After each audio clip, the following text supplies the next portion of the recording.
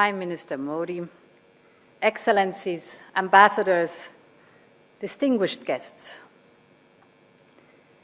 Every 5 years, when Indians are casting their vote in parliamentary elections, the world watches with admiration as the world's largest democracy charts its future path. Because the outcome of decisions made by 1.3 billion people resonates around the globe.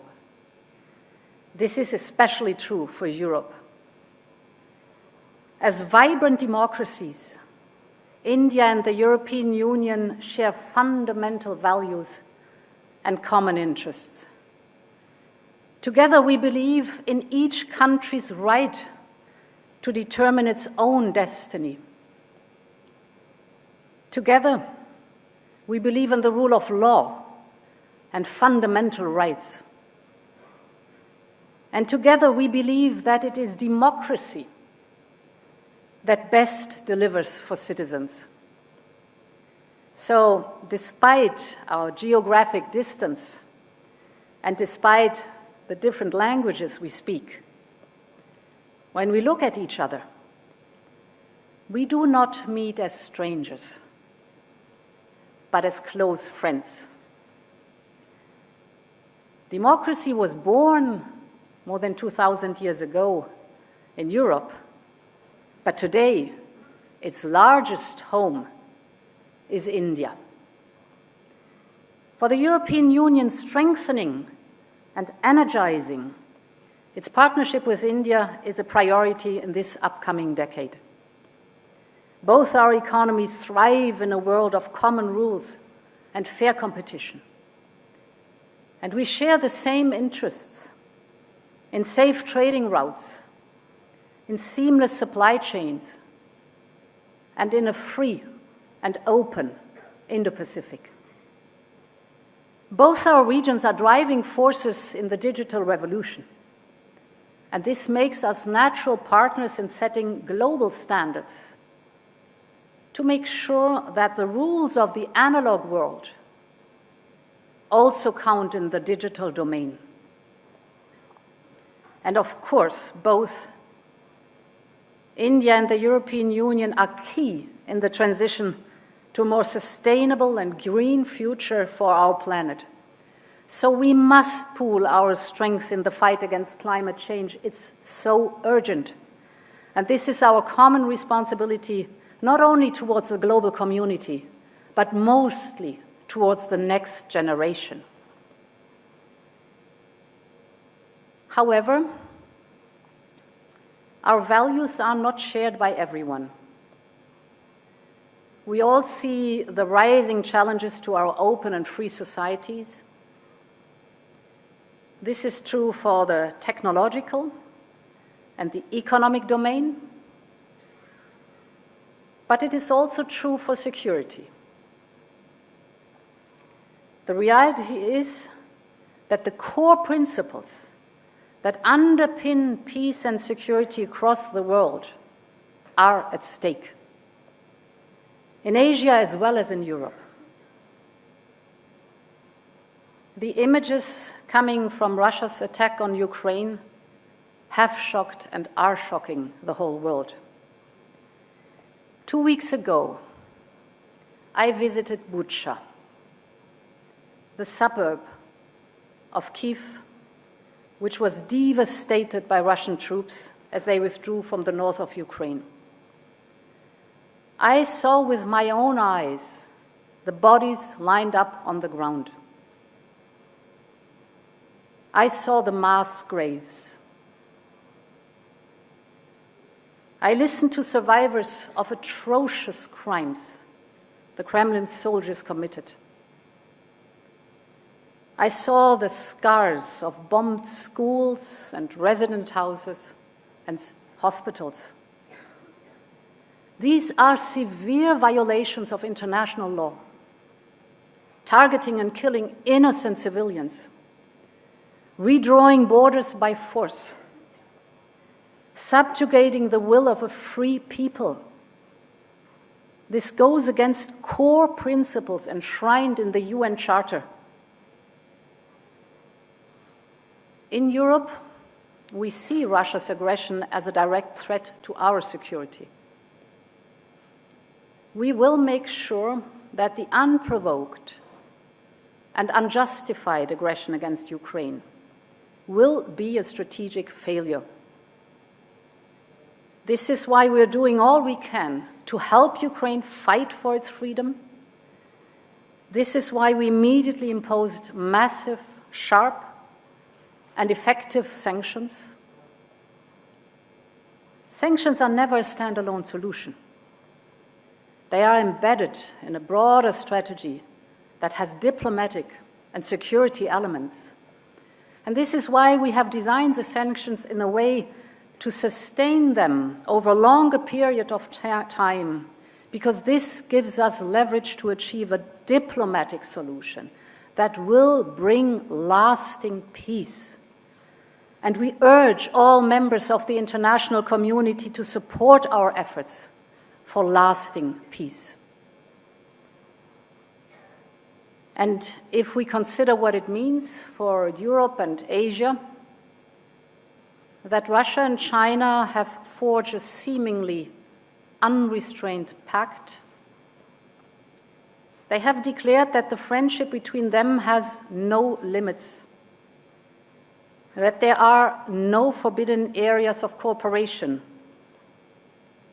This was in February this year. And then the invasion of Ukraine followed. What can we expect from the new international relations that both have called for? Ladies and gentlemen, this is a defining moment. Our decisions in these days will shape decades to come.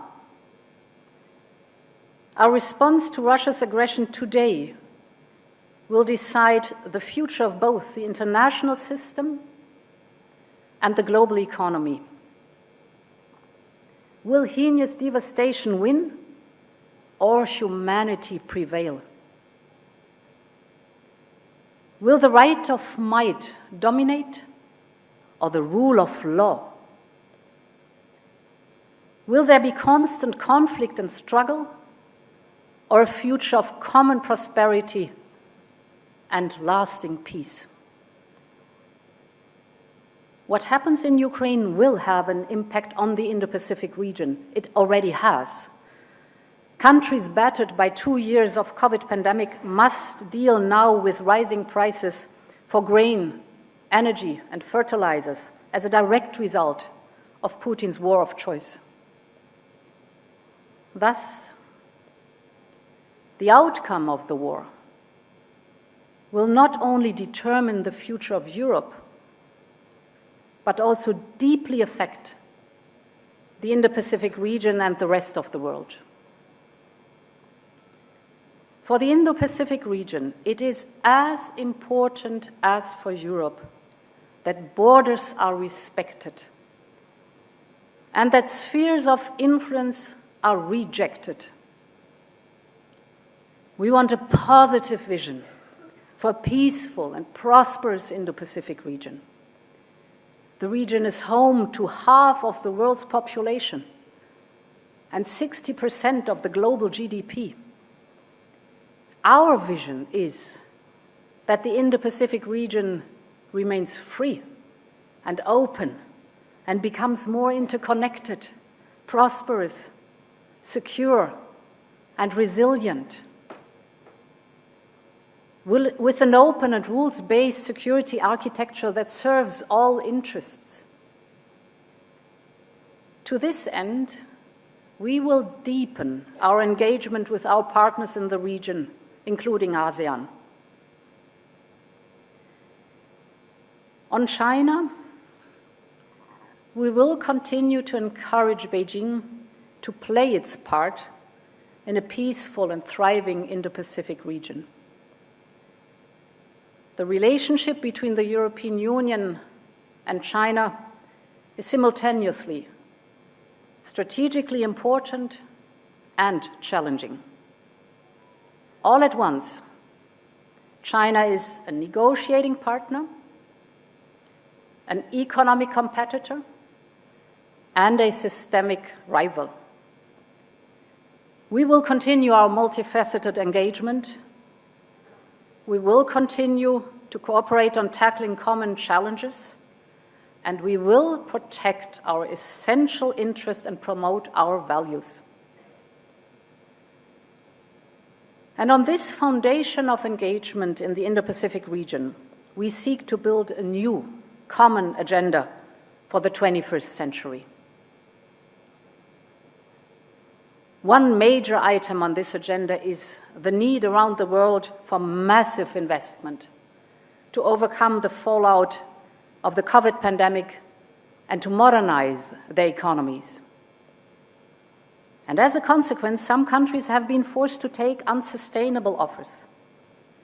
They face a situation where they do not fully control their own infrastructure, be it seaports or airports, be it bridges or railways. But investments in our future should never come at the expense of a country's independence. Throughout the 2020s, developing Asian countries will need to invest more than 5% of their gross domestic product to meet the infrastructure needs of their own fast-growing economies. This means globally over $1.7 trillion per year. The needs are massive, but so are the opportunities. This is why we have introduced Global Gateway. Global Gateway is Europe's vision for investment in clean and sustainable global infrastructure. Global Gateway will enable up to 300 billion euros to support major infrastructure priorities around the world. From clean energy to digitalization, you name it, our offer will be transparent and values-driven. With Europe, what you see is what you get. And let me focus on specifically 2 points. First, on climate action. And here, let me take energy. Energy demand, for example, in India, has doubled since 2000. And this is good news, because it means better living conditions for millions of people. Over the next 20 years, India will need an additional energy capacity that is equal to the entire European energy consumption, additional. So the question is, will this energy be clean? Or will it poison our air that we breathe? Will the energy be renewable and homegrown? Or will it increase our dependency and allow for blackmail in the future? I was very glad, Prime Minister, to hear that you declared that India will be energy independent before it celebrates its 100th birthday of the country's independence in 2047.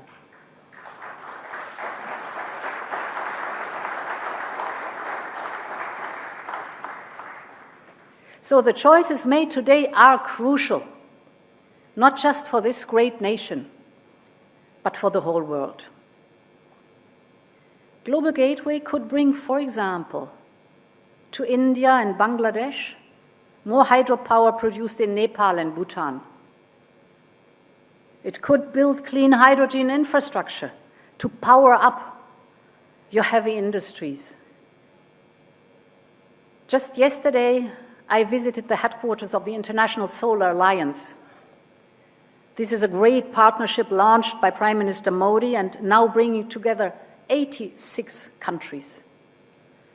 So it's innovation at the service of people, because the International Service Alliance will benefit most the least developed countries and the small island developing states.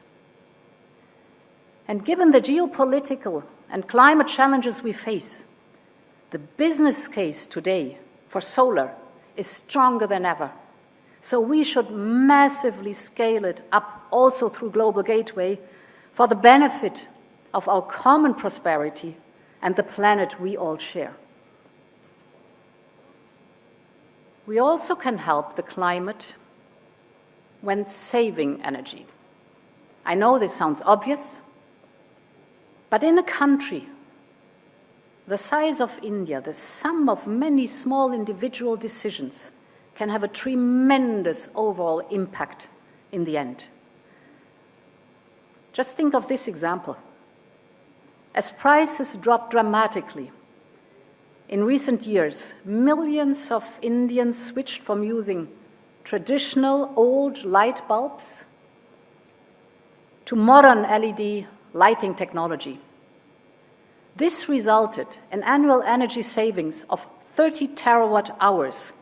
This is roughly enough to power 28 million average Indian households for a year, just by saving, or for the whole of Denmark, just through saving energy. So there's really big time potential in energy efficiency and energy savings. We also need to strengthen our cooperation in the digital field. This is my second point. Because cutting-edge technology is at the heart of our future cooperation. And Asia is a powerhouse when it comes to new technologies, from artificial intelligence to quantum computing. Our cooperation is about more than investment and infrastructure.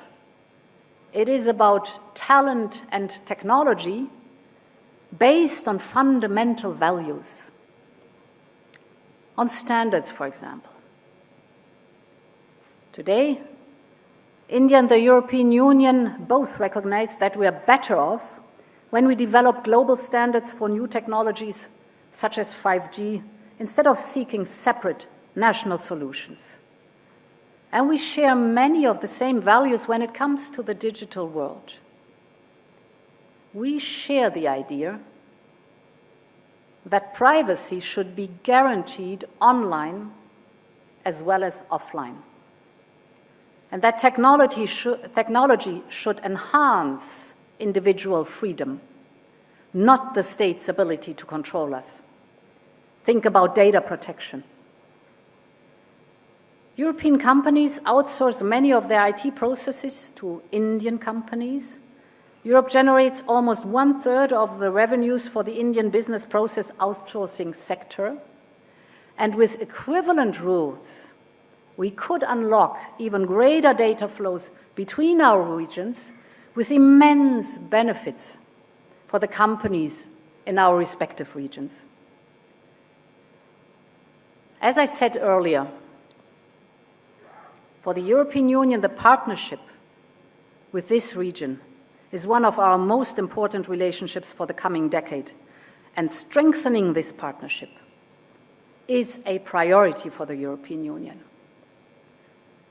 Our strategic cooperation should take place at the nexus of trade, trusted technology, and security, notably in respect of challenges posed by rival governance models. And therefore, I am very pleased that today Prime Minister Modi and I have agreed to establish an EU-India Trade and Technology Council to tackle key trade, economic, and technological challenges. And as like-minded partners, the European Union and India will be working on several tracks. We have launched negotiations on a free trade agreement, as well as on investment protection and geographical indications. For Europe, this is a strategic investment in our partnership with India. The European Union is India's third most important trade partner, but we can do so much more. Our trade is far below our potential, both for Indian and European goods and services. So this deal will bring new technologies, new investment, an unprecedented integration into shared value chains. We are the two largest democracies in the world, and together we have a lot to give for the benefit of the people. Ladies and gentlemen, we are living indeed in a terra nova, as the title of this year's Raisina Dialogue suggests. We all have to choose whether we want a terra nova to be wild, dangerous, and an unlivable place, or a better home for all humankind. I am convinced that democracies will have a crucial role to play in defining the world of tomorrow. I want Europe to be a partner for Asia in shaping this new world, a world of independent yet interconnected countries, working together for a more prosperous and peaceful world, working together for the benefit of humankind. Thank you very much for your attention.